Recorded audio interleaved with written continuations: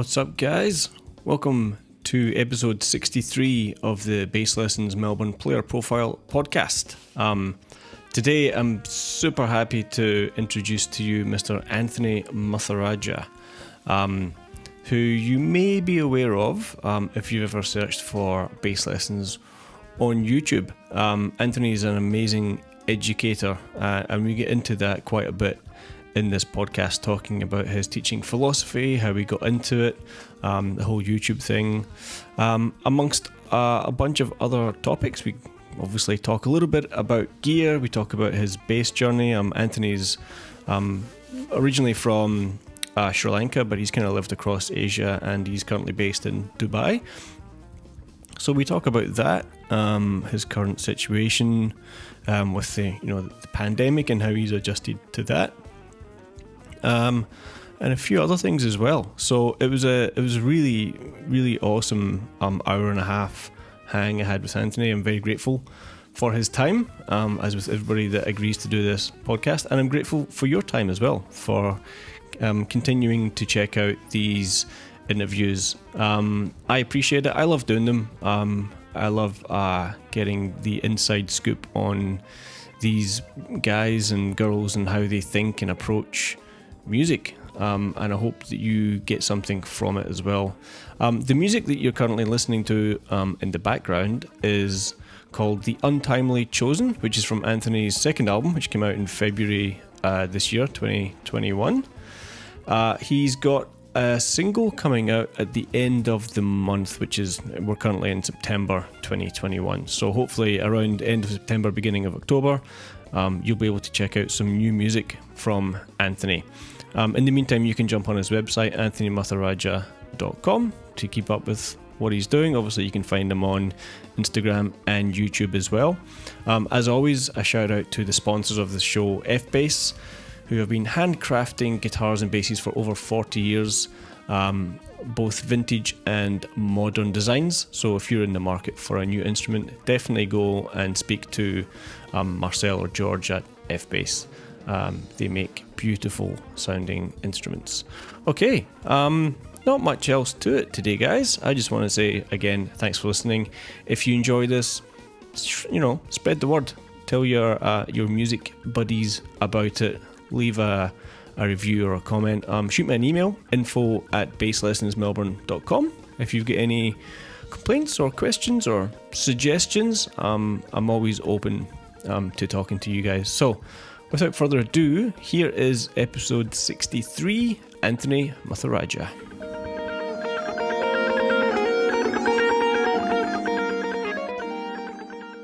Hey guys, how's everybody doing?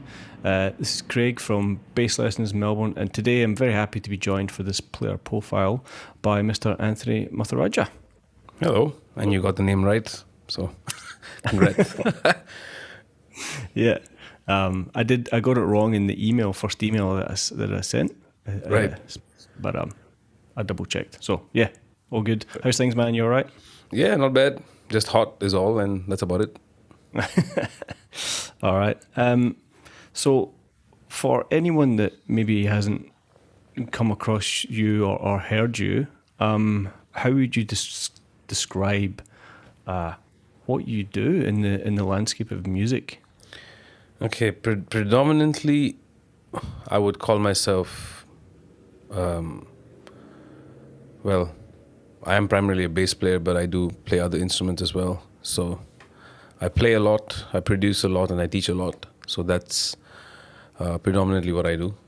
And of course, from the production front, that includes my music as much as other people's work. So it evolved because obviously I think most of us start off as just wanting to play an instrument, I'm sure none of us saw this happening, sitting on Zoom and, talking and doing stuff when we started off. So I always kind of leave that space to just be open enough to try new things. So lately I've been mixing a lot for different projects, so that's been fun. But yeah, predominantly I'd say a musician, producer, and educator is what I am. Yeah. Was that always your goal, or did you start out on a different career path? Oh, if you're talking career path, I actually wanted to do either automobile or aeronautical engineering. Okay. Yeah, I love But physics. bass playing seemed a little bit easier, or No, it's just I never, as a teenager, I never thought of music as a career. Not because I didn't believe in it, but I didn't have that level of a passion just yet in my early teens and mid teens. So, yeah, I wanted to go down another path altogether.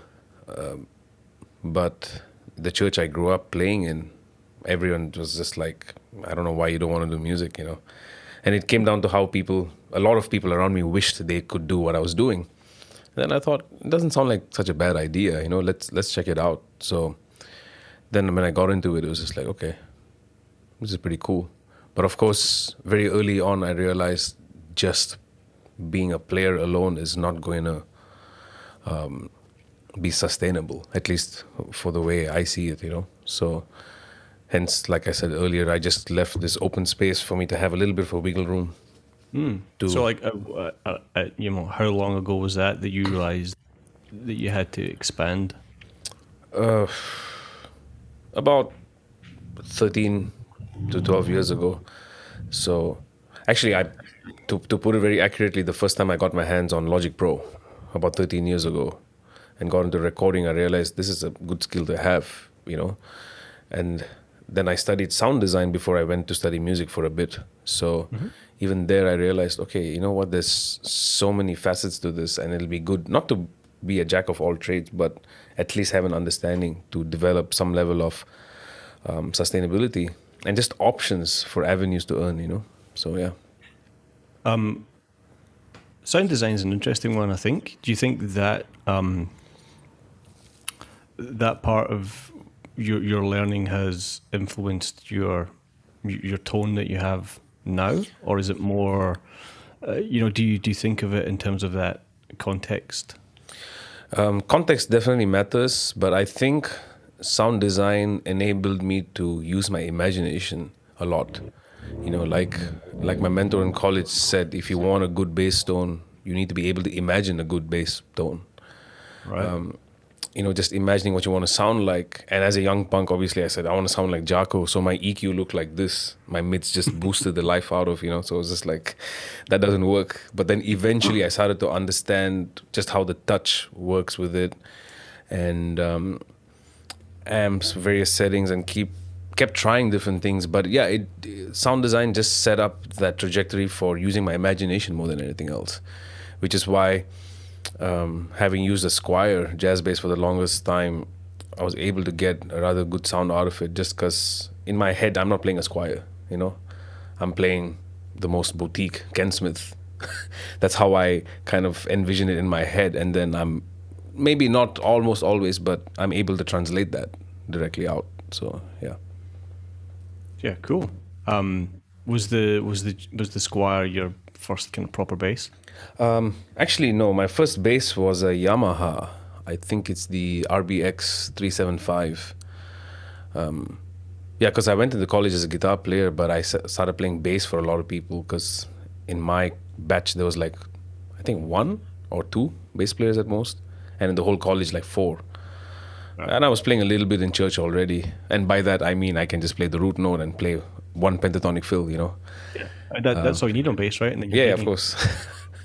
Yeah, so that was my first bass, and then eventually I had a few others, had a Sadowski and whatnot, trying out different basses, and then I found this Squier. My friend had it. I actually forced my friend to sell it to me.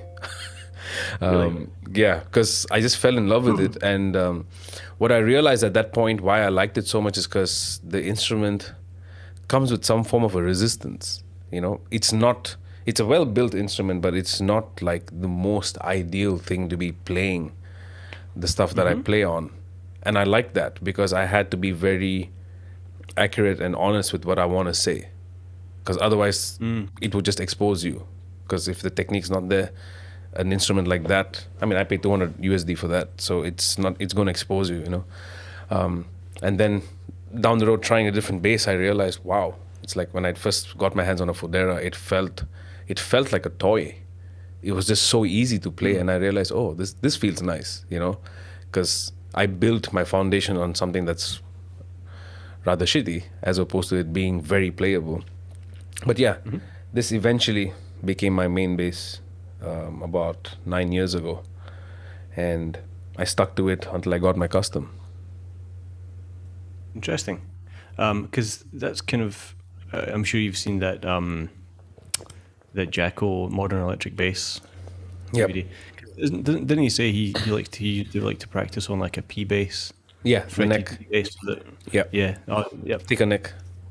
Yeah. Thicker neck. It's a similar thought process, because it's like you put yourself in a vulnerable position when you practice, when you're shedding, but when you play, you just optimize everything you can, So yeah, on that front, that actually made me think a lot, because that's when I realized that a jazz neck is quite, especially this one, is quite thin, nice. And then when I played a P, it just feels like something else. And I was just like, if I had a P bass, I would probably end up shedding on that, just for the sake of. Do you have a P bass? Nah, that's probably the next thing I want to get, if not a fretless. So, fingers crossed. Then you'll get all the gigs.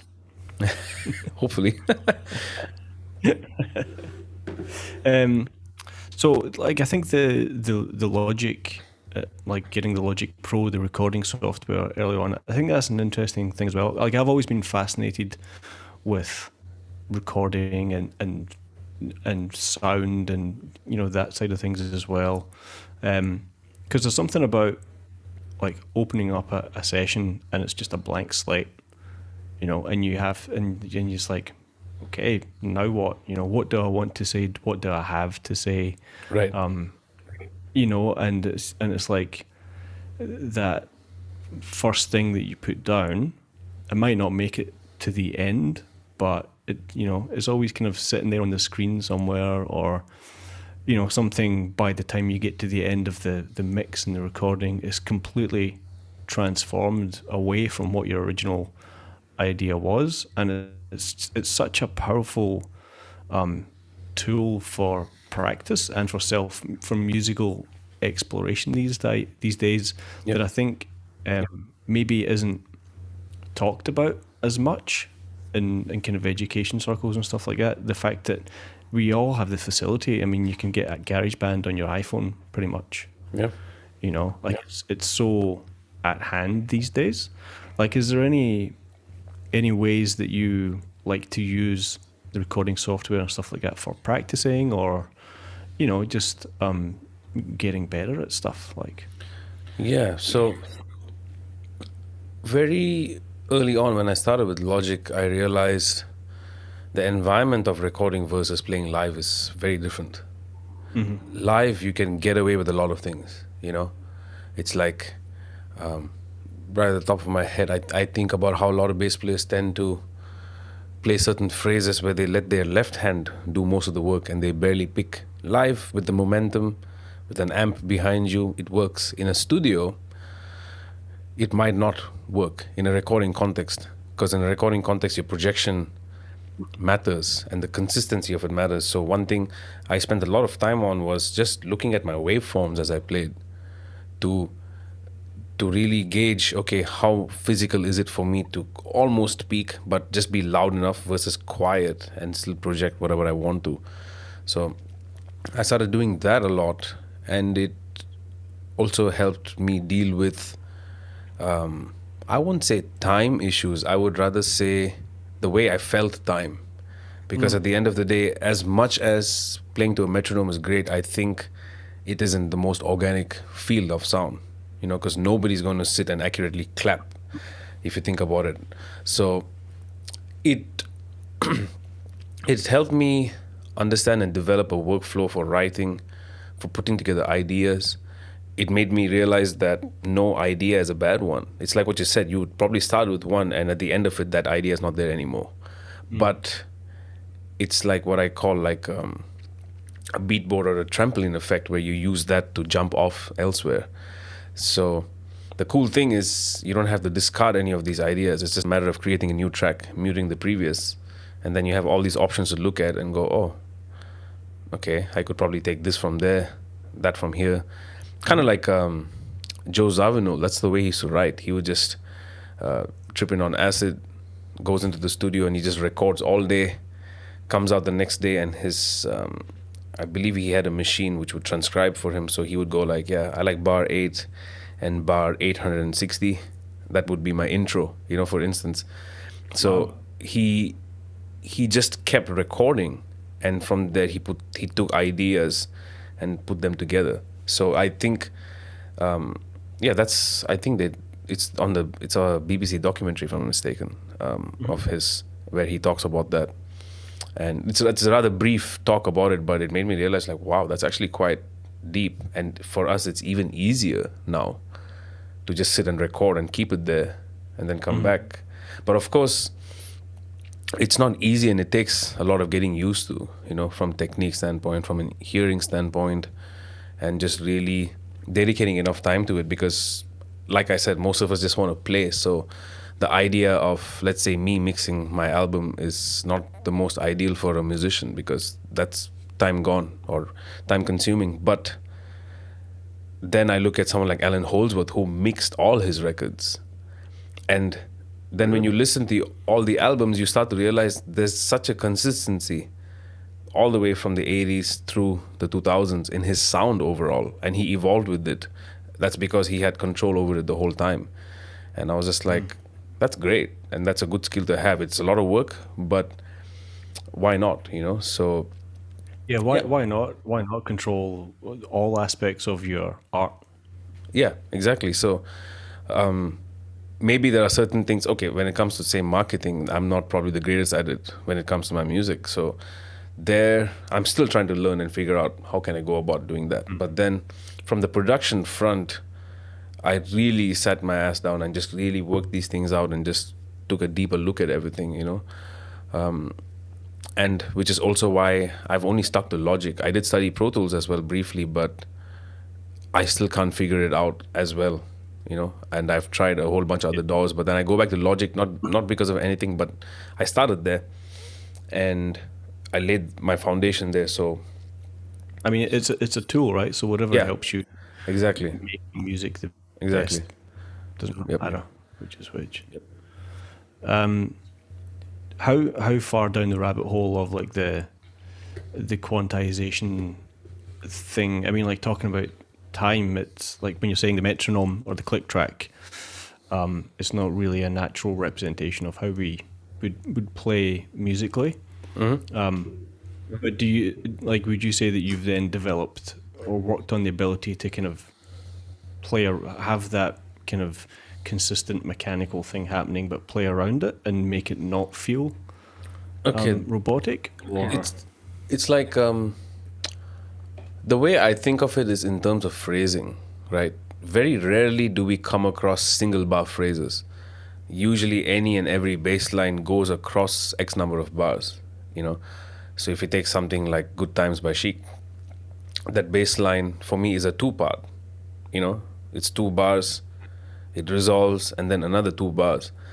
So for me, it's really about playing those 2 bars in its entirety as a singular phrase and sound. So there might be little discrepancies from beat 2 of bar 1 to beat 4 of bar 2. But I look at it as just presenting this as one reference in time and then come back on beat 1 of bar 3. So like when I've worked with some students who want to discuss sound and mixing, I would open up my sessions and run the click track, and a lot of times they'd be like, you kind of sound like you're off, but rather consistently. And it was the same logic. I just told them, because for me, I'm more concerned about bringing the phrase in the most organic way. The click is just there to let me know, like, okay, you're going too far out, or you're way ahead, or I'm here. But it doesn't have the control the way I feel the phrase. So that's what I started to do. If you take the click out, does it sound musical? Yes or no? I guess that's the ultimate question, right? Exactly. And it's organic. It sounds a little stretched out in certain moments, or certain phrases it's pushing a little bit, because that's how it should feel, Yeah. I mean, it's funny, like when people talk about like drum machines and hip hop and sampling, like killing the feel in music, but like those early drum machines, like they're not exact, like the Lins and No, they're stuff like not. that. They have this kind of wandering clock, and hip hop breakers were sampling real things. So it's like what Correct. you're saying. They might stop and start at the exact same point in time, but within those phrases, there's human movement. Exactly. Because it's like you listen to Tupac and Biggie and the old hip hop stuff. It's so organic. It's very organic, and you could hear it even in the way they would rap. They could throw a whole bunch of words. You'd be able to even tell what they're rapping about or speaking about, versus more contemporary hip hop, which is so quantized that the phrasing of the lyrics has to go with it. The whole triplet thing, that the new age, that kind of a thing happening now. So it's just like, okay. But then you would hear the same thing then, and it's just like, why does it feel just loose as much as it feels tight? So yeah, I don't oppose using the metronome, but people tend to default to it, and I think that can lead to certain bad habits down the road. I think if you can't play, 2 or 4 bars exactly on the metronome, then that's something that you should be able to do. Would you agree? Yeah. I think on a fundamental level, I think there are certain things one needs to take care of to understand if they're on the right path. So I would say, if you're working at something like that's 4 bars long, I just started teaching a local guy here, complete beginner. So he's just 5 lessons in, and the bass line I was trying to get him to play was "Feel Good" by Gorillaz. Rather simple bass line. An E flat or an E? E, yeah. So just getting him to play that, got him I just gave him the notes, and I said, okay, you know this song, just let's see what happens. So he was able to play it in time for the most part, except when he had to play certain pickup notes into a particular note. So boom, bo do do, that pickup thing, he struggled because he couldn't coordinate it. So I said, okay, you know what? I don't want you to reference the song, because he was trying to play quite accurately to the tempo of the song, and I was not even playing the track for him because it's kind of registered in his mind already. So I just said, let's just take the back seat, relax, and get that pickup note in, and from there slowly build it up. And funny enough, after a certain point, he was just starting to play the whole thing in rather good time, without a metronome or without the track. And then when I put a metronome on, it started to throw him off immediately. Put the track, again, it started to throw him off immediately. But by himself, he was getting comfortable, and I was just like, okay. So not to say you've got it down, because playing with the track is still a challenge, but build on this, the ability to play by yourself, even simple things. I tell guys, you want to learn to play walking bass lines, just play by yourself. Learn to hear the harmony that way and feel the time organically. And then you put a click, and then you can use the click, like what you said, 4-bar phrases, how well aligned is it in time? You can use the click in that way to just keep yourself in check overall. So there's a time and place for everything, I believe. But I think for starters, people should really feel comfortable just getting the notes together and then the rhythm together by themselves first. Yeah. I think because it's like, in my experience, I would say not many people have like bad rhythm. Like, Yeah. I've taught, a class of 25-year-old kids, and if you go, most of them can go, right? Yep. But you write that out on a piece of paper and give it to somebody who's been playing for a year, and they're like, It's like, what? what, or, play it in an awkward position on the bass. So it's like, most people can feel time, can feel rhythmic phrases. Correct. Normally, right? Yep. The things that are in the way are the mechanics. So how just the physical nature of playing the instrument. Yep. But then also, I've kind of talked to students that, and from my perspective anyway, time is really a listening. It's like a listening cycle. It's like hearing hearing yourself, hearing the source, so Correct. the band or the track or whatever it was, and then hearing yourself in relation to that source. So it's kind of like there's three parts to it now, and then you making those micro adjustments depending on whether you're too far ahead or too far behind.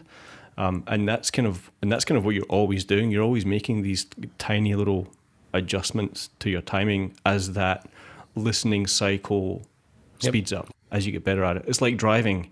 When you start driving, you make these big overcorrections, right? Right. And as you get better, you just kind of go straight. It's not 100% straight, but there's just those little corrections. And I think that's, from my perspective anyway, I think that helps people understand the concept of what it is to play in time.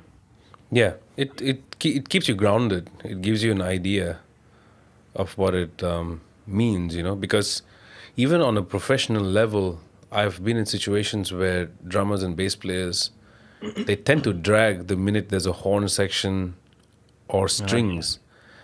And that happens because a horn section would have a certain latency before the note is actually reproduced.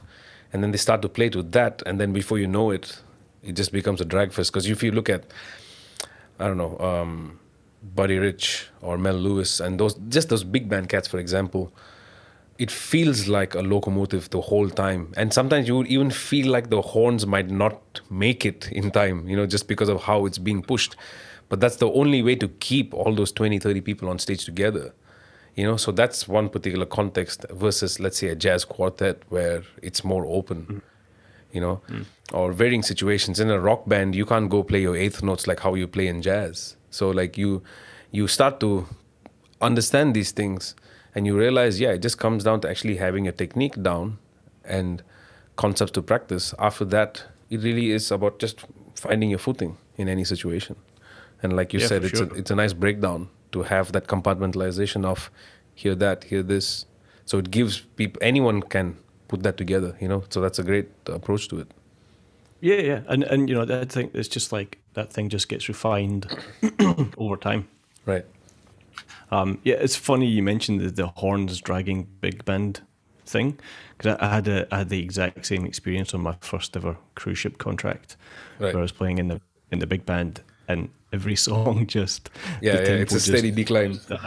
Because I was following the drummer was following me. I was reading, so it was just, and all the walking lines were written out. So it's like, and plus I'm thinking the horns are like sitting back here, so I must be sitting back here. So it was just this spiral of slowing down. And then, and then the band leader said, we'll go and listen to, Buddy Rich and Count Basie and like hear where time sits in this musical context, and you need to own it a lot more than you would maybe in some other settings. Yep. Have you done much like big band reading gigs kind of stuff? Yeah, I've used to do it plenty before I moved to Dubai. And once I moved here, yes, I did bigger format shows. I did a 180-piece orchestra show a few years ago, which was a very interesting experience again, because to make sure that 179 people don't drag it's a huge weight, on the rhythm section. So yeah, I've done a fair bit of big band shows, and I've done a fair bit on drums as well. So I've seen it from both sides, what happens in that sense, And even on the drums, I'd be I won't say pushing it, but really keeping it there. And the bass player would be like, bro, you're rushing. I'm like, no, if I don't do this, we're going to be minus 15 BPM at the end of this tune, And then the whole show is just going to be a drag fest. And then just a couple of weeks ago, or earlier this month, I did a show with the symphony orchestra. And that was an interesting experience as well, because we had a great conductor, and we had a lot of issues with the time, because especially when you're playing something rather slow, and I had to double the double bass section as well. So it's very tricky, because they are going arco and I'm here with my thumb, and I'm just like, so I was using my volume pedal to simulate that, but then to get that in time, so it was just like a lot of interesting scenarios I've dealt with. But yeah, it's like what you said though, if you really, really listen, I always tell this actually, listen to everything but yourself. You will find yourself in that setting, you know? Because people would say you got to hear yourself in the band, but I rather hear the band for what it is. And then naturally, I just find that little gap. So that's something I learned from playing bigger ensemble shows. So yeah, it's a lot of fun, very challenging too. Yeah. And what is your kind of? We've been talking a little bit about teaching and stuff like that. What's been your path to becoming an educator, to becoming a teacher? Has it something that's always been part of what you do, or was there a point where you went financially, I got to teach, or you have a desire to do that? Because I think it's an interesting concept of why people teach and why they teach the way that they do. Yeah, for me, it's predominantly passion. I enjoy sharing, and I don't hesitate to share what I do. You know, in the sense of, if somebody asks me, "Hey, that clip of you playing, what exactly did you play there?" I would happily transcribe it and give it to you note for note, even break it down as to what it is. Because one thing I've realized from teaching is that I could give anybody the literal content of what I do, and you still wouldn't sound like me, much like I wouldn't sound like you, or they wouldn't sound like him, because we have different ways of perceiving it. What is a good idea to me might not be to you, and that's the fun part about music. It's so subjective. So teaching for me, I primarily developed the passion from my mentor, who in college, he really handed me my ass over and over again. You know, he made me hear and see a lot of things. What was your course at college? What did you study? So I initially signed up to do a Berkeley transfer program in Malaysia. I never got to Berkeley, and I actually even dropped out of college because I was working, and a lot of other things went down. I actually spoke about it on my channel on a video. So my mentor, Mr. Frank, who's not with us anymore, he really made me just really understand like a lot of things that didn't make sense to me. So I went in, as a shredder, playing Dream Theater and Yngwie Malmsteen and stuff like that on the guitar. And then in comes this guy and says, okay, we're going to do Bee Gees, How Deep Is Your Love? And I'm looking at this E triangle 7, and I'm just like, I'm like, what is this, And then he says, oh, you got to add that note on top. I'm like, why? So I just always was such a idiot, but yet innocent in my questions. Yeah. And I realized not all the teachers could make me understand it the way my mentor did.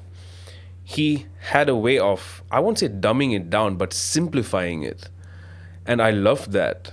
And as I started working more, and people would ask me, man, hey, how do you do that? And I would just tell it to them in the most simplest form, and they'd be like, wow, I can actually understand that. So I realized at that point, I have a knack for it. I have a knack for simplifying something that's rather complex in nature.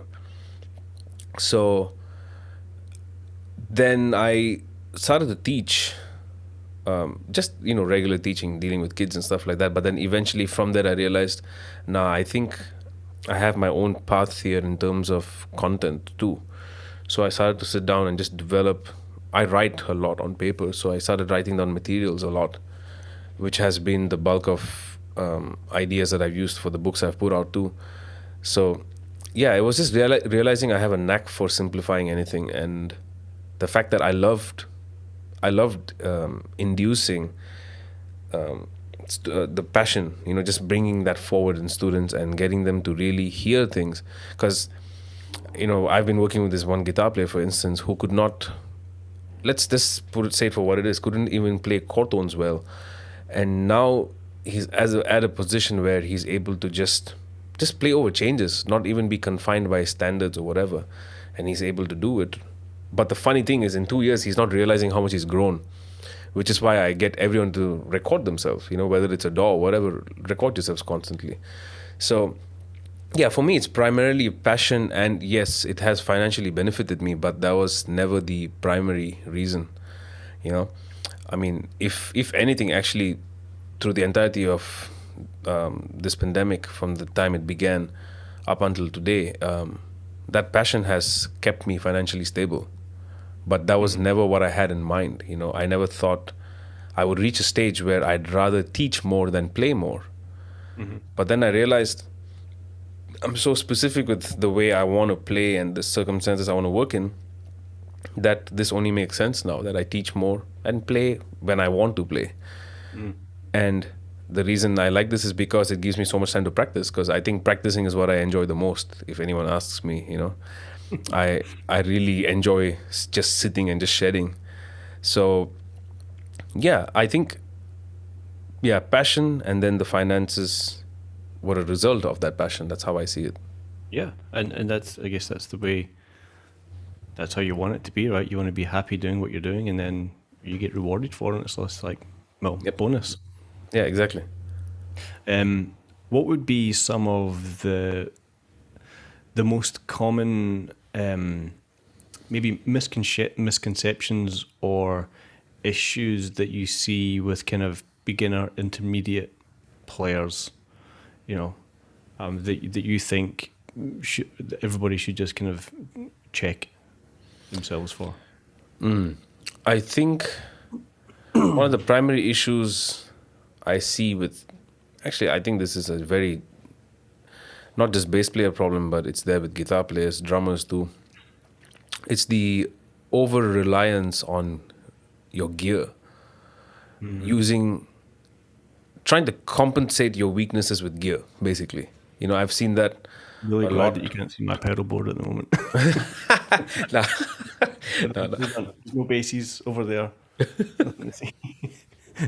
Yeah, so, and by that I mean, it's like some guys think, yeah, man, I realize the chords don't sound right because I've got this ebony fingerboard, and I'm just like, nah, bro, it doesn't work that way, like it works on your touch. So I think if I was to simplify this into one statement, I would say it's undermining the value of your actual touch and how you actually reproduce the sound, because the instrument is a mere tool. My cat could get a sound out of it, but it's not going to sound like a bass. At the end of the day, we get that sound out.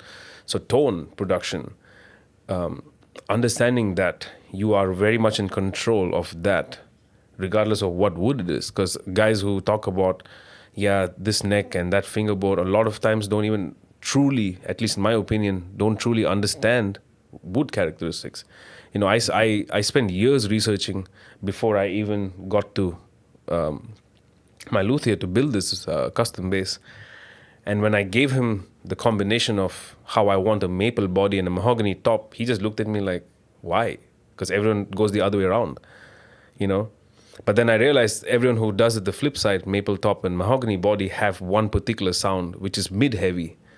And I wanted that high mids and highs on the bass, naturally. But all of this is, I was only able to get it because of having one instrument and really, like I said, imagining that sound. So I think one of the most crucial things that bass players leave out on is just that, really learning to build your sound in that sense. When you're practicing your scales, even as a basic C major, playing super slow, really hold on to that note. Don't cut it off. Really flow one note into the other.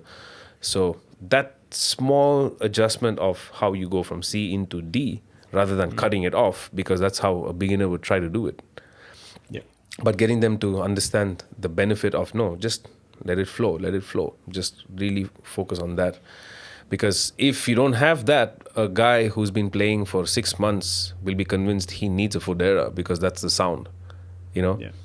And then that just becomes a black hole altogether. You would have all the gear, but nothing to speak, So it's like, it's, quite a tricky space to be in, because, most of my students have better instruments than me. Actually, all of them, So when I sit with my Squire, I'd look at Ken Smith burner, I'd see that, but then it doesn't sound like what it looks like. So I'm just like, okay, that's a problem, and you've been at this for 10, 15 years already with that conviction that, yeah, I needed this for the sound, but then the sound was never there in the first place. So getting a beginner to understand that can be tricky, but once they see the value of it, the growth is exponential, and you're also able to grow quicker because you're not hindered by the need for an instrument, because you realize, okay, it actually comes down to how physical you can actually get with the instrument in that sense. Yeah, I mean, gear is easy, music is hard, right? That's the Yeah. that's the phrase. Yep. Interesting that you were saying about that. People playing a passage or a scale, whatever, and the notes are cut short. Like I come across that all the time, and when they go, "Yeah, I can play my scale," and it's that, g, it's like Yeah, okay, and you're putting notes in an order, but can you shorten that gap so there's like no daylight between the notes? And Exactly. that is so hard for people to do, because then you're really forcing the hand to actually make those minute movements, and if you've done a lot of recording or whatever, then you understand that the details make such a difference Big time. to the groove, and so you need to have that. It's just about control. You need to have that control over whether the note is that long. Does it go butt up right next to the next note, or is it half as long, or is it 3/4 that length? You need to be able to make those decisions consciously and not have your hand make it for you. It's like this recent gig I did. The hardest songs I had to play were where I had to play whole notes with the orchestra, because I realized, damn, whole notes at 55 BPM is hard.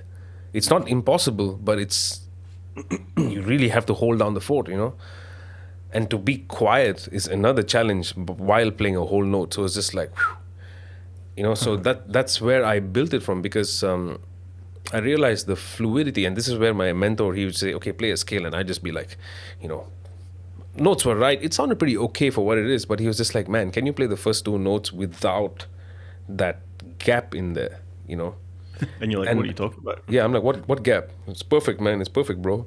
And then I started playing, and I'm just like, oh shit. Then my fingers started to twitch so much, because I realized my fingers just were never settled on the fingerboard, because you're so used to the flying fingers syndrome. So this way, it really taught me to move my finger as and when I need to, like proper stepward motion. I just saw your blankets move, but I think I realized my cat's inside there.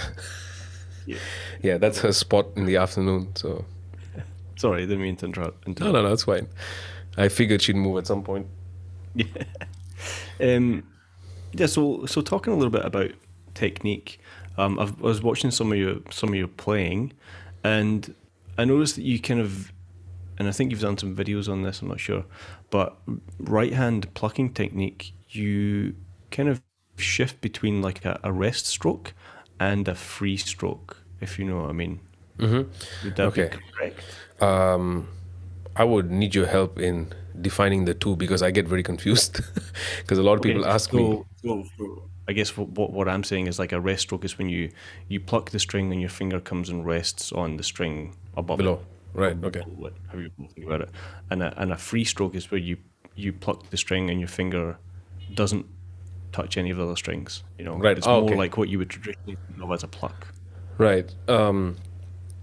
It depends on what I'm going for. If I'm going for something, let's say in a groove context, I tend to use more rest strokes, generally speaking. But then when I play pop gigs, like when I have to hold a note for long, I tend to use a free stroke. And now, more than anything, I actually even use my thumb to play those notes. Okay. Yeah, and that actually just came by accident, because I was learning a phrase from Michael Brecker, and then I just used my thumb to play the bottom E. Then I realized, oh shit, I could actually just use this, but not use it across the strings, but just for the bottom strings, I would keep my thumb ready, because it's anyway there anchored. Might as well use it to pick the note. But from a soloing perspective, when I'm developing a solo, I use a lot of free strokes. Because in my head, it kind of allows it to breathe. But then, I'm constantly in and out of the two. It's not something. What would you say is the kind of the difference, like the tonal characteristic? Like, why would you choose one over the other? Like, with a rest stroke, I think you have more leverage in getting a rounder, warmer sound and a bigger sound. When you use free strokes, it gets a little thin. At least that's how I hear it, you know. Because if you think No, of I agree. yeah, if you think of a good bass line with, you know, a solid bass line, it's tricky because I remember one bass line that comes to mind is Orient Express by Joe Zawinul. On the record, it's Richard Bona, but they play it rather slow, so it's got the pace and the tempo. But live, Linley Marte, it's just a one bass line that he plays for 10 minutes. But man, the sound, it's so huge, and he uses a combination of rest and free strokes as well.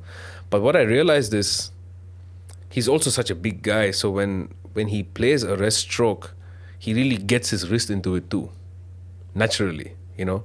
So I started to realize that, yeah, playing rest strokes gives you more body. Free strokes takes away that body and gives you projection. Yeah, that's what I would say.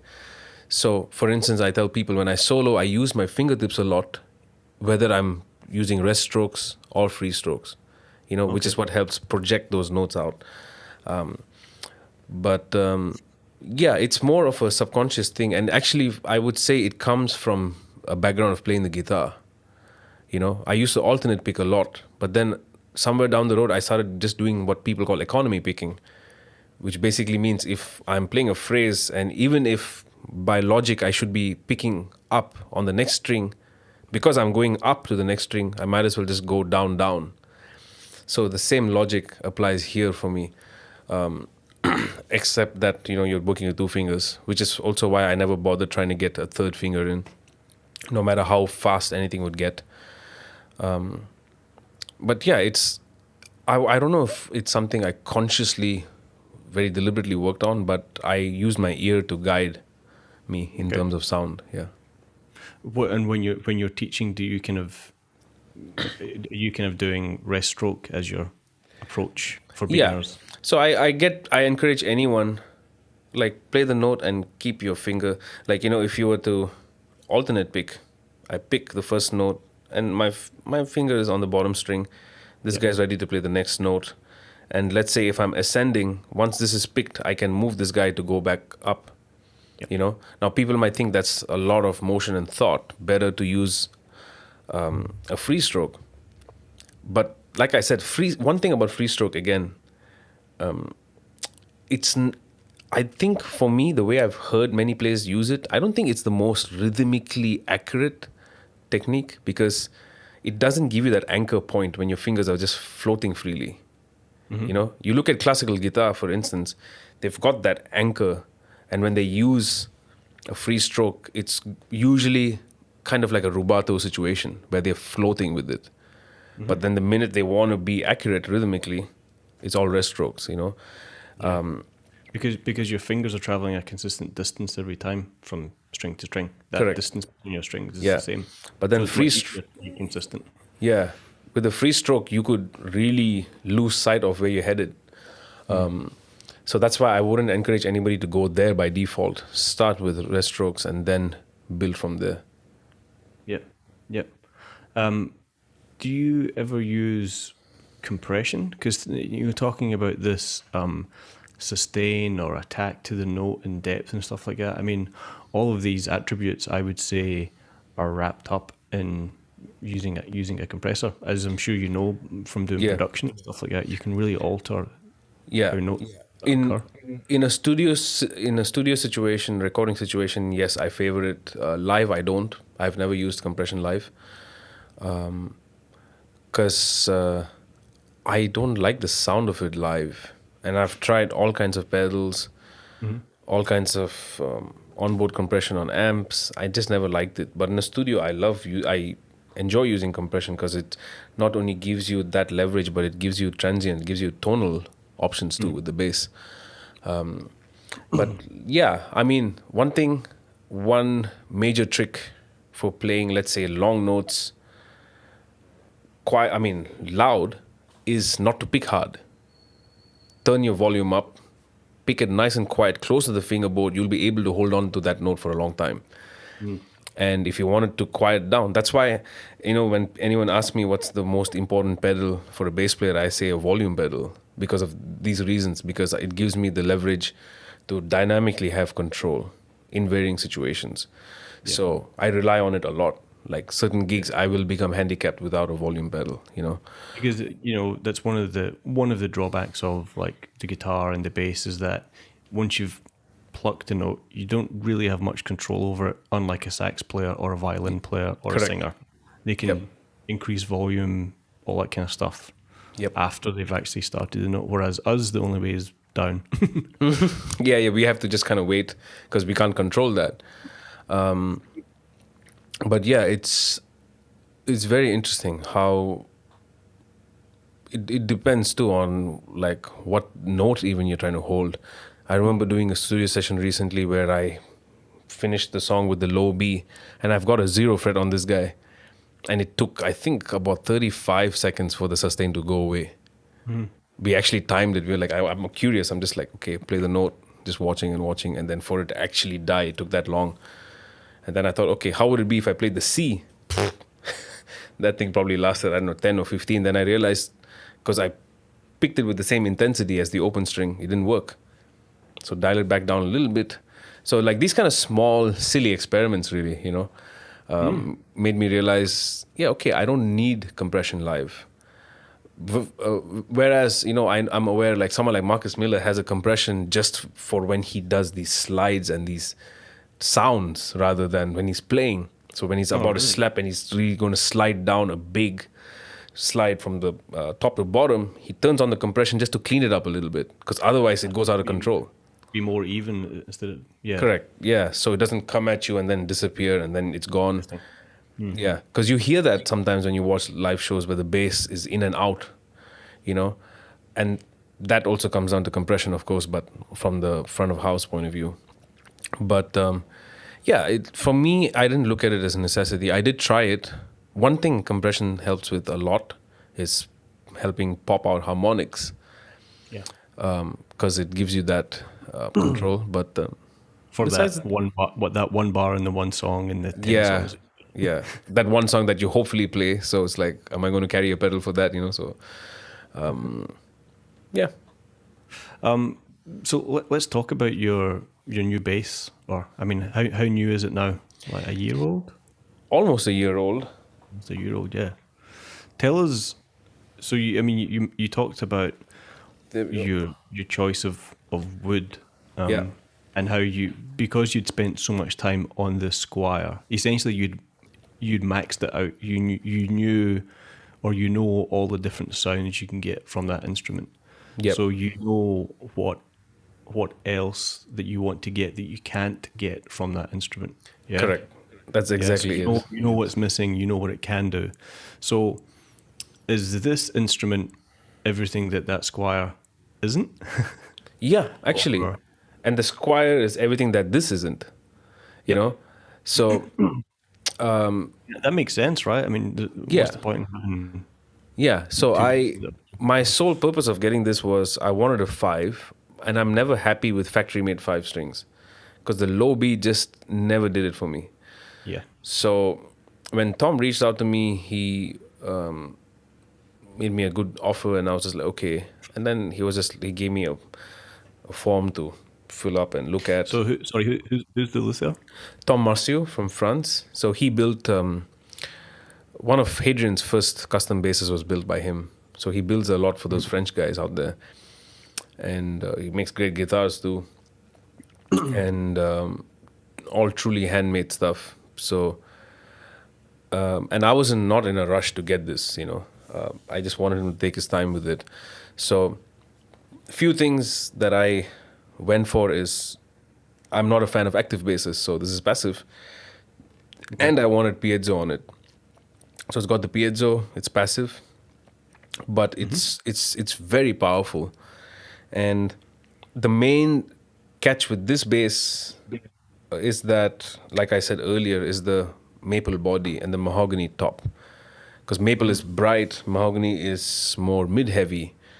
So that's why, like I said, when the mahogany is the body and the maple is the top, you get that, the honky, nasally kind of sound, which is fine. But then I always believe mids need to be cut more than boosted because they can go out of control and out of whack. So You mean like acoustically, naturally? yeah, acoustically, from a sound perspective, mids are more troublesome the minute you have to start boosting them around, especially the high mids. So I wanted an instrument that would just give me a very balanced experience, but with a slight edge on the brightness of it, so I don't have to touch it too often.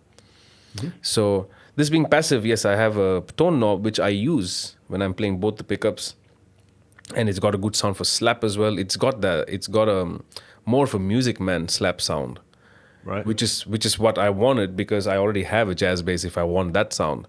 And is that because the pickups are a little bit further back? Yes, it's because of that, and also because you have this much of a gap here too, so it gives you that very Louis Johnson kind of a slap sound, which I like. Because I only use it functionally. I don't shred away with it, so it's just based on the song. If it needs it needs it.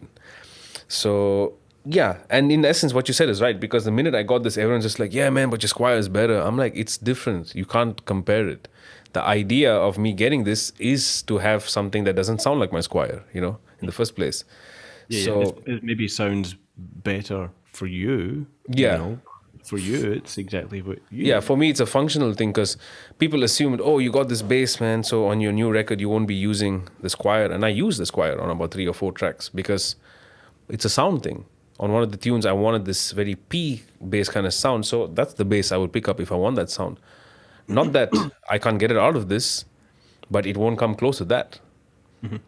So yeah, that's kind of how I look at instruments and gear in general. It's based on the actual necessity of that particular sound, which is how, for instance, I ended up buying 100 plugins for mixing and mastering, based on necessity, because I'm like, okay, I like this particular compressor, but I need that because that gives me this for just one moment in a song. So I'm just like, okay, that's a bit of a dangerous spot to be in when you're buying stuff like that. But but with the bass, that's what I was looking for. And then of course the maple neck.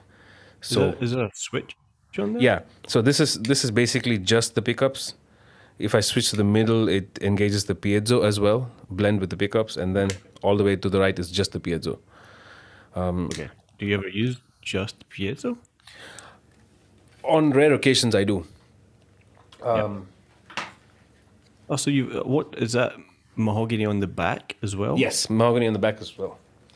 Mahogany on the back, and Like a maple sandwich. yeah, it's like a maple sandwich. That's what I was going for. Maple sandwich, and then the maple fingerboard. So Like a 7-piece neck. yeah, so it's like, what I like about this in terms of sound is it's got the sweet spot of the mids and the highs for me. And the lows are always going to be defined and well with passive instruments, not overbearing. So from a mix standpoint too,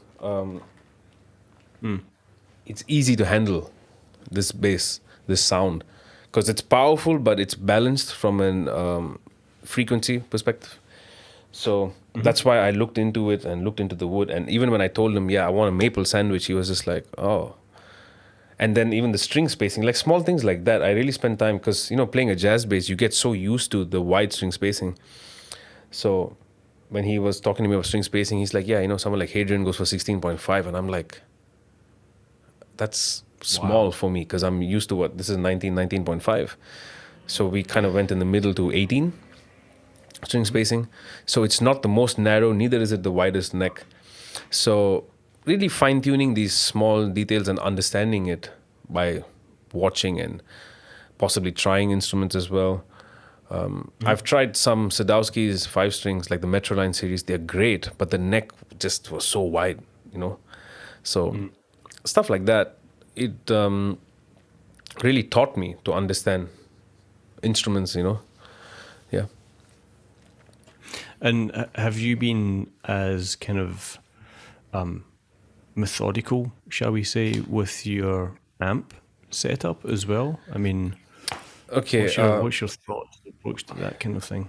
My philosophy with that is very simple. I cut before I boost, like I said earlier, with mids, and I use that same principle with everything else. So I start everything at 12 o'clock. And a lot of times I find myself cutting the low mids, high mids, and the lows a hair, to kind of in between 11 and 12. If the amp allows you to actually hear a difference there. Highs, I keep it where it is. That's what I've been leaning on. But as of the last 2.5 years or so, I've stopped liking amps because I realized each amp, each cabinet, each amp head has a character, which is cool. But I love the sound of the bass going directly out. Because I guess you spend a lot of time, playing bass in the studio with headphones on or just coming back through the monitors. Yeah, I'm just so used to the cleanness of that. And it's a more workable sound too in that sense because like when I did that show earlier this month with the orchestra and the arena, just DI, literally nothing else. I mean, I did use this guy as a preamp, so I do have a little bit of an EQ setting on this. It's just a Zoom B2.1U cheap thing, but my friend modified it, modified the processors, so I use this with my guitar as well. Just went straight out of that into the house. Very clean, clear, crisp sound with a solid bottom end. Of course, I could use an amp, but then it made me realize even if I had an 8-10 behind me on stage, the way I'm feeling that is not how anyone in the audience is going to be feeling the bass. They're still going to get a translation of the PA. So I realized I'd rather focus on getting my sound more directed outward than inward for me. And then as a way of compensating the low end on stage, I just request a sub so I can feel the bass, in-ears to hear myself, and outside it, I know it's going to sound clean and clear because there's nothing. Yeah, I favor in-ears as of the last 2.5 years. I think that that makes sense because bass through a foldback monitor, it's not even the same as hearing it through a studio monitors. It's a different thing. But if you're using in-ears, for sure. So so the in-ears enabled me to hear exactly what I'm doing, helped me dial in. Let's say if I feel like there's not enough lows, which I'll dial in from here, dial it in a little bit, and then I have the sub behind me where I can feel everything I play. I hear what I play rather directly in my ears. I get a good mix of the band and everything. And I keep the volume rather low too, so it doesn't fatigue my ears. And clarity, because sometimes I notice live when I play, I might be a half step off, but sometimes in the clutter of sounds, I won't be able to notice it. It's happened to me on occasion a few times. And then I remember I just had this face, and then the guitar player had this face and looked at me. And then I was just like, did I just hit a B flat instead of a B? And he was just like, yeah. I'm just like, okay. Move your finger. Yeah. One fret. It was like that. So, that's kind of what my rig is evolving into. Have you heard of the backbeat? No. I mean, not talking about the drum thing, but there's this little, it's called a haptic pack. Okay. You plug your bass into it and you clip it onto your strap, and then the output of that goes to your DI or your amp or whatever. So, and what it does is it vibrates when you're playing, and it's very volume sensitive. So you feel if you're playing very soft, it's just a subtle little vibration, and it's good with transients and stuff as well. I know a lot of guys that are using in-ears use that because it's kind of sometimes it's nice to have that amp pushing right. air. Absolutely.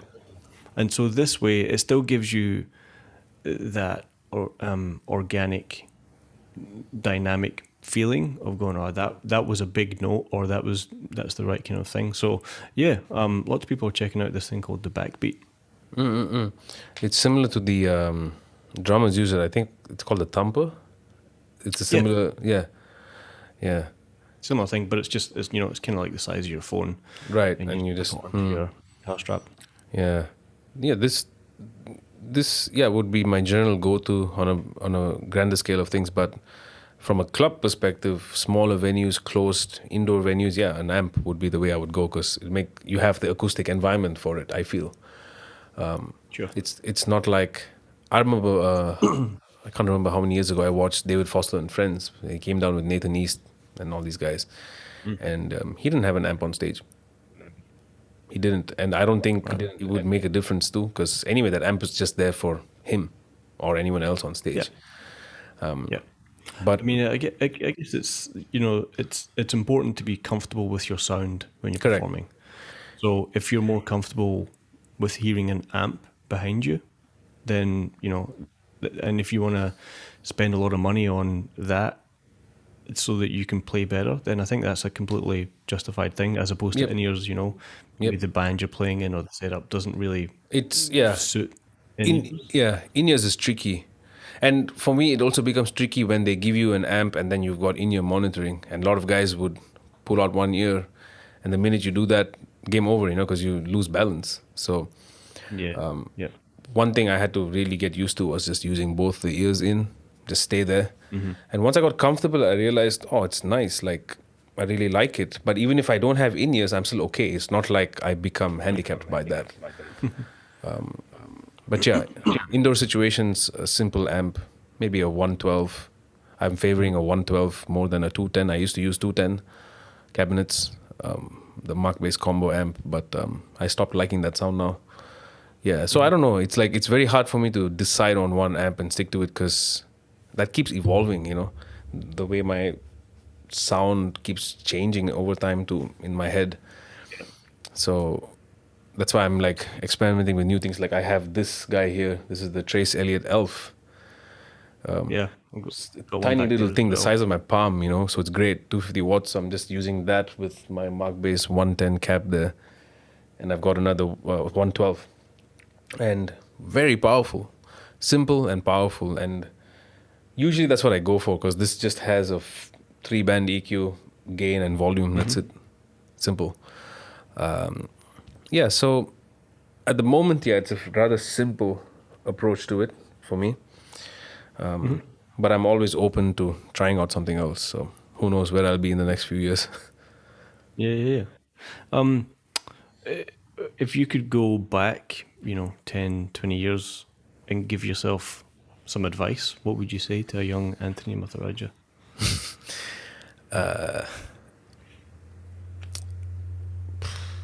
Well, I guess if I'm being very real, you should have done aeronautical engineering. That's what I would tell my old self. But You would have the air conditioning cranked right now. yeah. Yeah, so that is one. But I don't think I would want to say or change anything about the journey. I did a lot of stupid stuff, but that stupid stuff is what enabled me to become stronger and better. Yeah. Because if everything is laid out ideally, most of the time people don't take it. It's like how kids go to music college and they still come out sounding the same, because they walk into this environment where everything is there and they believe that's it. I don't have to try to network. I don't have to try to go to jam sessions or learn and build my repertoire. I'm here, man. Once I graduate, I'm going to kill it. And then upon graduation, it's just like, oh, okay, I was never ready, So the path I've taken has had a lot of interesting moments overall, both life and music, finances and whatnot. But I now that I think about it from a very clear head, I wouldn't have it any other way. If anything, I probably just wish I picked up the bass a little earlier. I picked it up when I was 18, 19. So besides that, yeah, everything remained. Actually, no. One thing. I wish I took up the piano. Piano. Okay. I wish I took up the piano early on. It's ironically the one instrument I've always wanted to play, but I never had the opportunity to study it. Which is why once COVID hit, the first thing I did was buy a digital piano. And I've just been sitting and practicing for the last year. So that's one thing I would have told my old self. Yeah, man, you should have picked that up. Do you reckon doing all the piano practice has helped your bass? Oh, big time. It's, what I like about the piano is what you see is what you see. If I hit this middle C, it's middle C. It's so direct. So having sat with the piano a lot and then going back to the bass, it's making me look at the bass a little differently too. Which is why I tell people sometimes you can't force yourself to sit and practice bass. That's the bass player problem. Yeah, man, I want bass lessons, and they come in there with the bass. I'm like, hey, put that thing aside. Let's talk music. Let's think about music for a second, That's just a mere tool to translate what music is to you. So, yeah, sitting on the piano has really enabled me to see things differently, and with my students too, because I can cover the bass and put the harmony so they can really hear things in context. Yeah, it really is the king of instruments. Yeah, it really is. I mean, it's just laid out perfectly. No fretboard, fret markers, or diminishing fret sizes. None of that. It's just even all the way. Nobody's going to send you a message going, "Hey, bro, what keys do you use?" Yeah. Hey, man, that high E flat, bro. Like, yeah. So exactly that. I like that. Yeah, like it's funny when I see people commenting. Like, I think somebody commented like, what strings are on that bass? And I'm like, I could tell you what it really is, or I could tell you something completely different, and it would probably make absolutely no difference whatsoever because it's such a small part of the chain. Correct. Same way when people watch demo videos of pickups, but they don't compare the same bass with different pickups. So unless you have context, it's kind of meaningless. Okay, I use these strings in this bass, but I was going through this preamp and this this converter, and then I had this compression going on. So all of these things, plus actually how I pluck the string, how old they are, how I've got the bass set up, what pickups I'm using, how much tone control was on, like the strings are what 10% of the overall sound. Yeah. It's that exactly that people tend to fall prey to, the fixation on one tiny thing. Yeah, it's like if I get this, or like Bill go that sounds great. Maybe if I get those strings, and companies have been playing on that for years. Oh yeah. I mean, endorsements and stuff like that. Why wouldn't they? Exactly. If I was a string company owner, I'd jump on this wagon already because that's just how gullible people are. That people ask me what do you use, and it's funny when I tell them the gauge I use on my Squier, which is 40 to 95. Immediately the perception changes. It's like, oh man, but those are small strings. But how's your sound big? I'm like, why? Because you think you need a 105 on the low E for a big sound? That's how you're wired to think. And I said, you only can get a big sound if you're comfortable. For me, because of my past injuries in sport, I've broken both my thumbs, my wrist, and shit like that. I can't be using a 105 or 110. I could, sure, but why? I use 95, which is rather thin, but I'm comfortable enough with it where I can get a big sound. But the minute I say the gauge size, their perception changes, and they'll be like, "Oh yeah, no wonder you sound thin." And I'm just like, "Wow, that was quick." Yeah. If I'd said it was 100, would you been out and bought them? Like exactly. Yeah. I guess that kind of takes us to like the kind of YouTube, Instagram world in which we're existing at the moment. How can you be bothered with YouTube? No, that's not.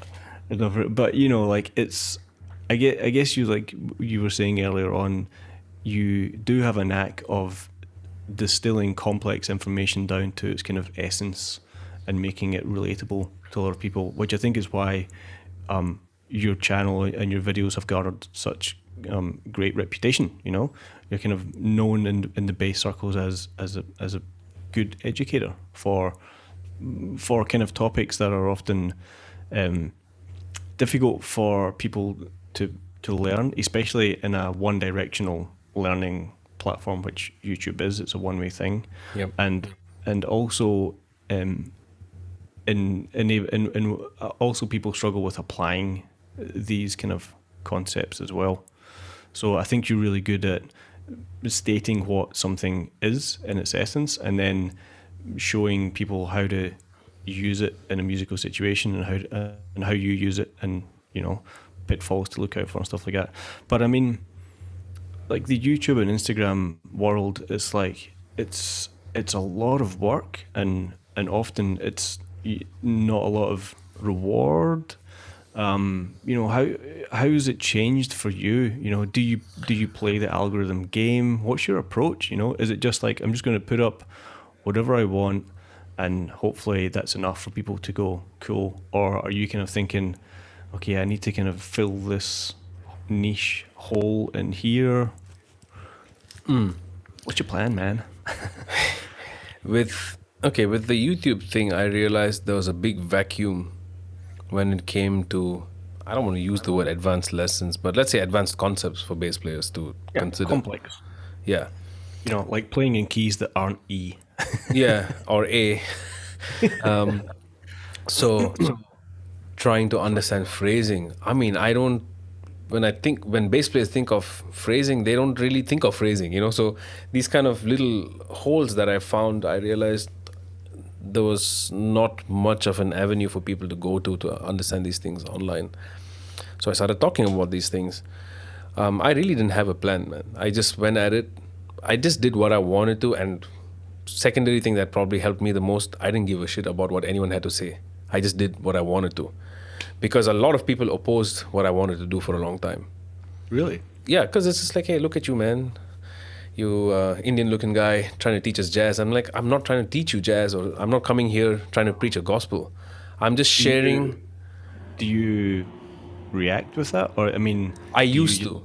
Okay. Early It's hard. on, it's hard not to. Early on, it triggered me so much, and I used to be such a...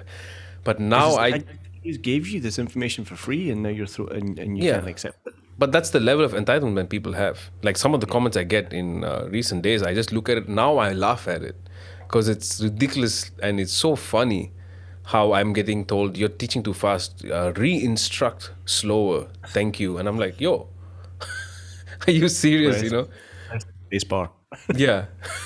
So I'm just like, You know, okay. or like, you know, somebody, what was it? Somebody said on one of mine, and I was like, oh, I was like, you know, you don't know what you're talking about. You can't demonstrate this kind of music, blah blah blah.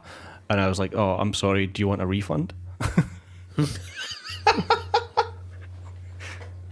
Like, Oh God. Yeah. So go on. it was tricky to get started, you know, because whether people like to admit or not, there is always a visual stigma to looking a certain way and talking about certain things.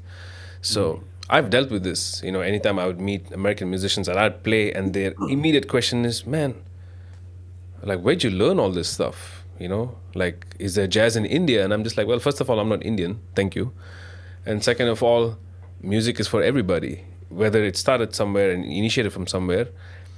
That's the beauty of the internet, is the fact that we have access to everything that we want to have access to. You know, growing up in the Middle East, we didn't have record stores and stuff like that. I was using a cassette player even in my teens, even though CDs were widely available, not here. So, you know, the curve of learning was very different. So in the beginning, it was hard to compartmentalize these recurring issues with how people perceive you, and just lifeless souls. That's what I call them. They have nothing better to do than to take a piss on you. So one thing I really learned from social media is how not to take anything personally. Because at the end of the day, no one knows you like you do. And Both the good and the bad, I think, you know. yeah. So it really, on a psychological level, I grew so much because of my YouTube channel. I was persevering and I kept pushing persistently. Just, I want to talk about this. I want to talk about why this is why the way it is. Like, I even remember I put up a lesson, 7 reasons why you possibly suck at the bass. And I know I offended a lot of people, but then I said things that are true. If you don't have a good foundation, you're never going to get anywhere. That's the reality.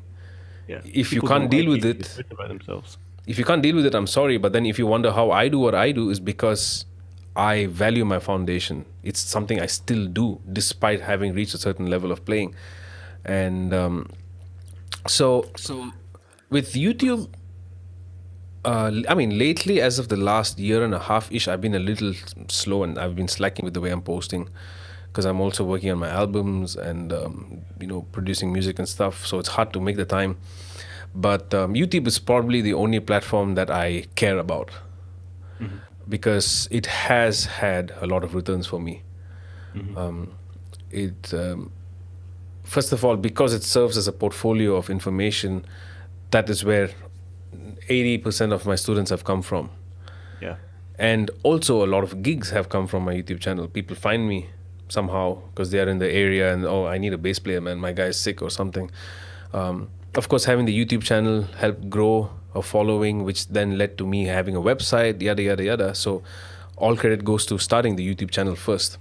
And then from there, build an audience. yeah, I built an audience from there and built a reach. So from that point on, anywhere I traveled to play, people would come out to watch me. Like my first trip to Russia, for instance, there was a whole bunch of people who came to see me, and I didn't even have a clue I had Russian followers.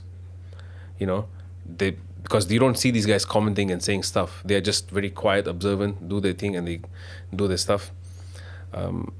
And they were respectful and polite, and all of them would say the same thing, man, just keep doing you despite what anyone says. Because I've gotten all kinds of shit over the last, close to 5 years of running the channel. You know, people from appropriating culture and this and that. I'm just like, I don't know where you're getting these thoughts from, but yeah. So more than anything, plan or whatever, I think anyone who's looking to venture into this needs to be ready psychologically, because you essentially will have a target on your back. People just, that's just the way it is.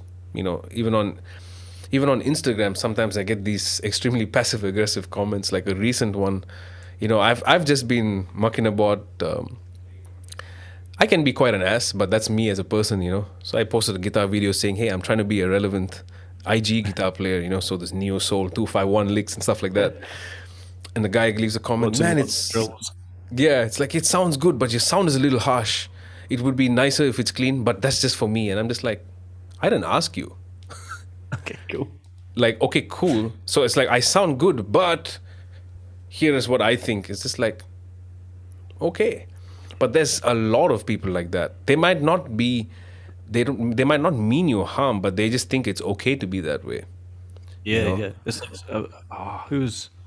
I can't remember who I was listening to the other day, and it was like, they don't realize that you're actually a real person. You know, it's like, it's just a normal person that It's just another guy or another girl or whoever. 5 seconds of your day to say something mean to, like, they're just a regular dude or dudette. Yeah, so for me, I just kept pushing because I knew at some point there would be a clique of people who would see what I'm actually truly trying to do, which is demystifying the complexities of music, you know? Yeah. And once they started to see it, like a lot of my students, they can reference what video, what I said. That's how far they've gone in with it.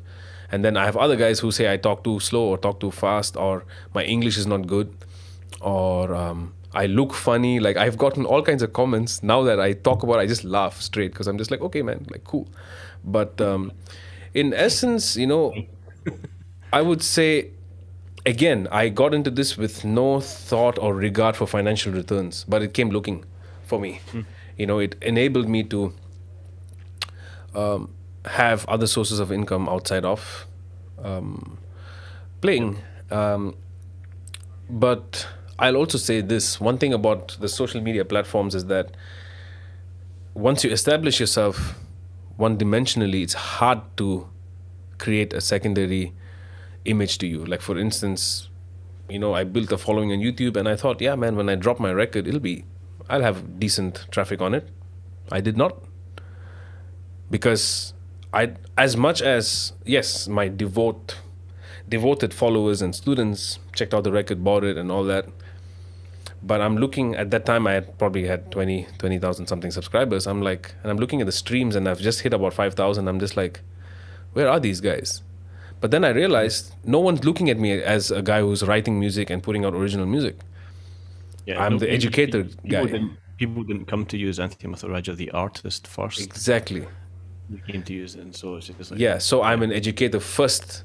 I was, rather. Now, that's why I keep shoving the producing thing. The next lesson I want to record on my channel is mixing drums on a basic level and stuff like that, because not that I'm tired of being looked at as an educator, but I have more to offer. But it's also partially my fault that I didn't consider these things when I started doing the social media game.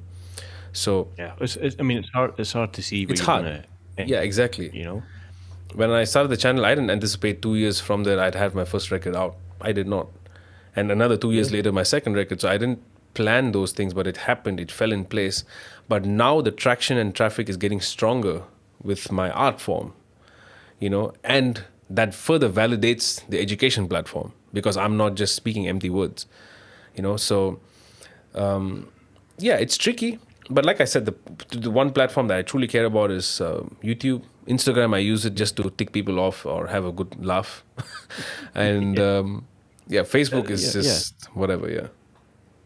I think one of my favorite videos of yours was I can't remember what it's called, but it's like why do bass solos suck? Yeah.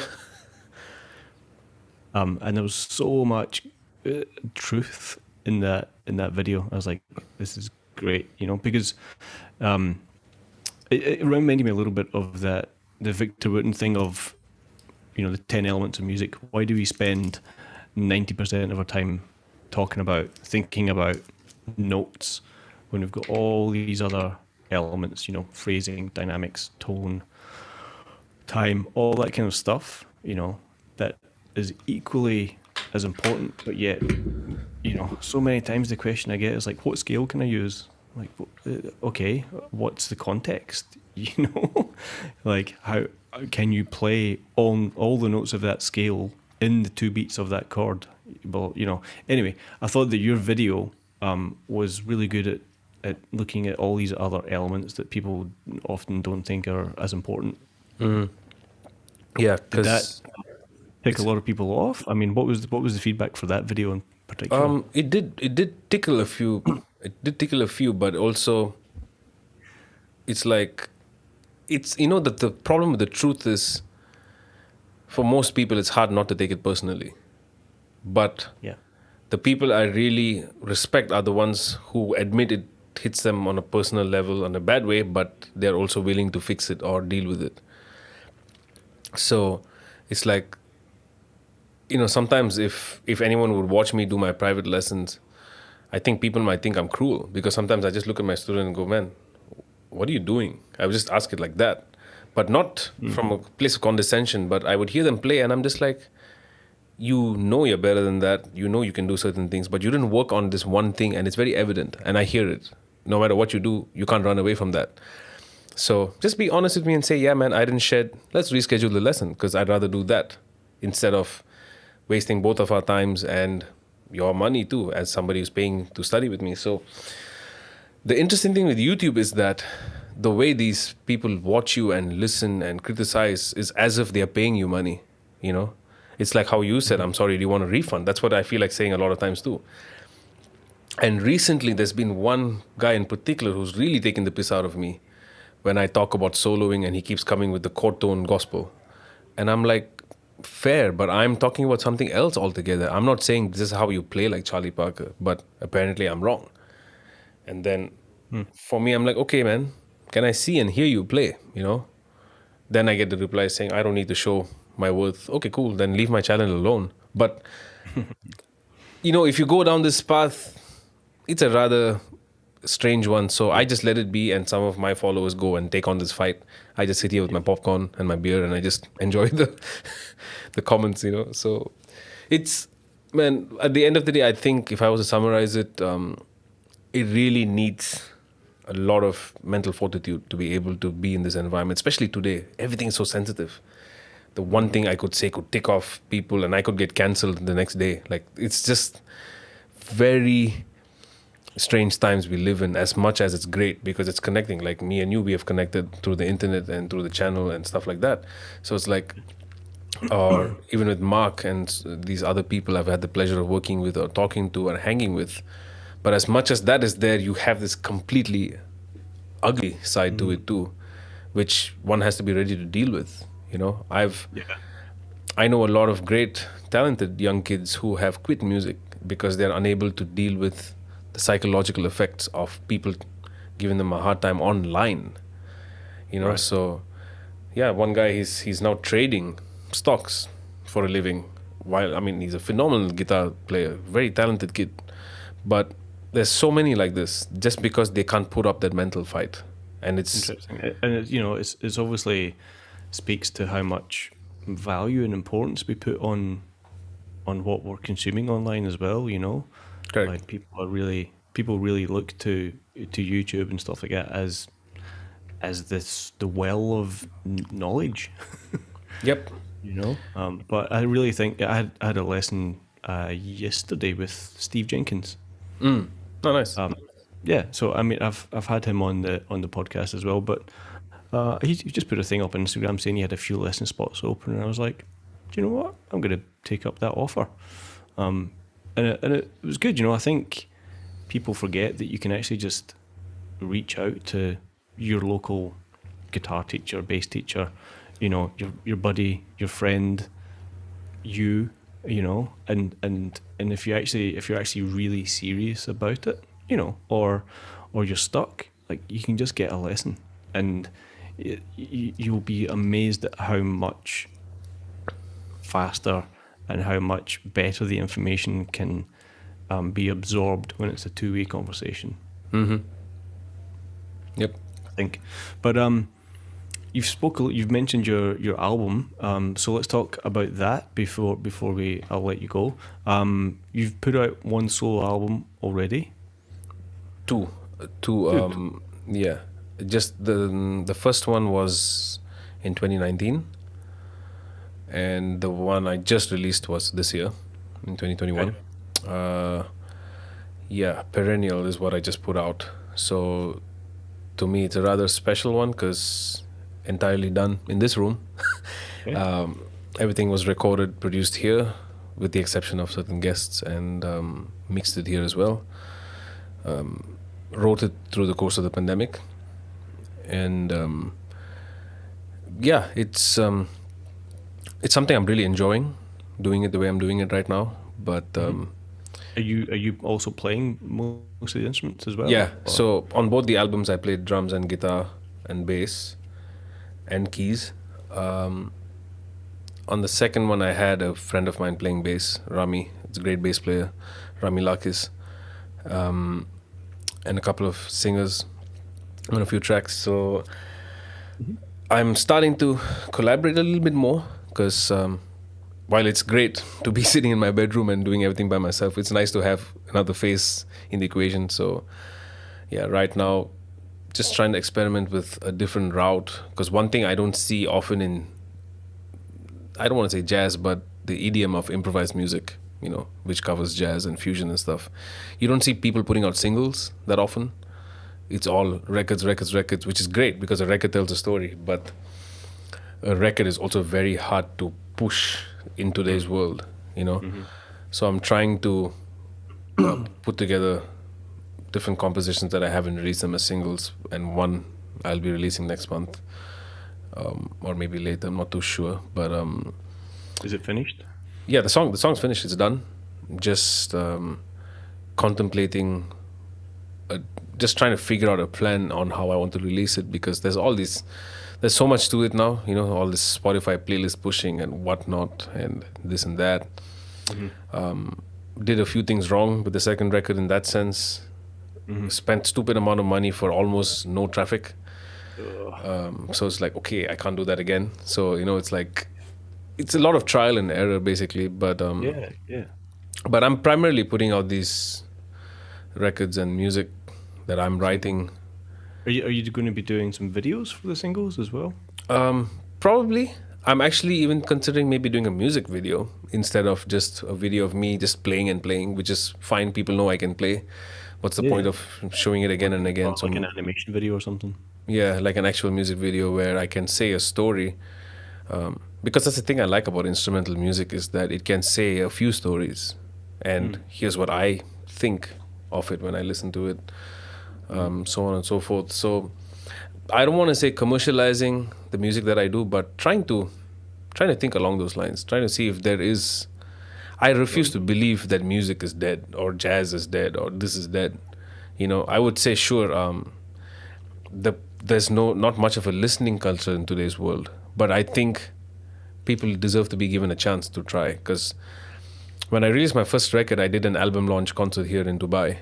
Now, Dubai is not a place you think of when you think jazz or this kind of music. But when I launched the show, more than half the people who came were people I didn't know, who have never been to a gig which involved, improvising and interaction, reaction, and just burning and solos and stuff. And they all walked away and congratulated me and said one thing, thank you for the experience. I don't know what I just felt. And I'm like, okay, you know what? There is hope for it. There's hope for all kinds of music, but I think it just needs a lot of work. And that's the hard part. It's time consuming, financially tricky. Of course, it's not like Spotify is going to cover your rent at all, so there's many, the risk to reward ratio is rather strange. But yeah, I wouldn't have it any other way. I'm really enjoying what I'm doing right now, which is the teaching part, putting out original music, writing, trying to expand the writing palette as well beyond just rhythm section, get some string writing, horns, voice, so on and so forth, just trying to expand it. So yeah, it's a never-ending journey. Hopefully I keep up with it. Yeah, man. Absolutely. Well, I mean, I think there's definitely, in the last, say for example, 10 years, bands like Snarky Puppy and Wolfpack and stuff like that, like they've definitely reawakened or maybe kind of made cool again, in inverted commas, instrumental, improvised, jam, jazz, funk music, Right. popular again, like, now we've got college bands playing Snarky Puppy tunes instead of Weather Report tunes, or as well as Weather Report tunes, I guess. Like, so I think there is a market for it. I Yep. think they're just used to accessing it in a different way from the traditional jazz fusion improvised music way that they would deliver it, if you know what I mean. So yeah, like what you're saying, like you're not making it commercial, but what you want to do is use those techniques that those other people use in terms of releasing music, Yep. so that people feel like it's a normal thing. Yeah, They're not exactly. listening to some instrumental jazz music. It's just like, oh, there's a cool video and it's on Spotify and it's on whatever. It's just like it's a normal thing. Yep, that's absolutely it. I released a couple of singles last year as well with my band, and which is kind of like an 8-piece instrumental funk fusion thing as well. Right. And so there's a good YouTube channel by a guy called Damien Keys. I don't know if you've come across him. No, maybe I have, not too sure. He's an English guy, but one of his videos was like it was a 20-day plan for releasing a single. And I was like, do you know what? I'm gonna try it, and it worked. Like I didn't do everything. Essentially, you got a 10-day lead up to the release, and then like a 10 days afterwards, which I never really thought about. You always think about the lead up, and then you do it, And then you're and done. then you kind of sit back. But he was like, no. The most important thing is like those 3-4 days afterwards to capitalize on that thing. And I was like, of course, this is why I'm not in music marketing, but thank you for the amazing advice. So he's got like a free PDF that I've got, which I'll send to you in an email as well. Oh yeah, There's perfect. definitely some good little tips and stuff in there. But I'm going to let you get on with the rest of your day. I'm sure maybe you want to head somewhere nice and cool to relax. No, probably just my fridge and grab a beer. That's about it. Nice. If people want to connect with you, follow what you're doing, where can they check you out? You can check out my website, anthonymuthurajah.com, or you can find me on Instagram and YouTube, Anthony Muthurajah. I am barely around on Facebook, so I would say, Instagram, YouTube, Anthony Muthurajah, or my website. Yeah. Awesome, man. Well, really big thanks for taking the time out of your day to... My pleasure. Thank you for having me. Yeah, it was super enjoyable. I hope everybody else has enjoyed your conversation and get something from it. So yeah, thanks, man. My pleasure.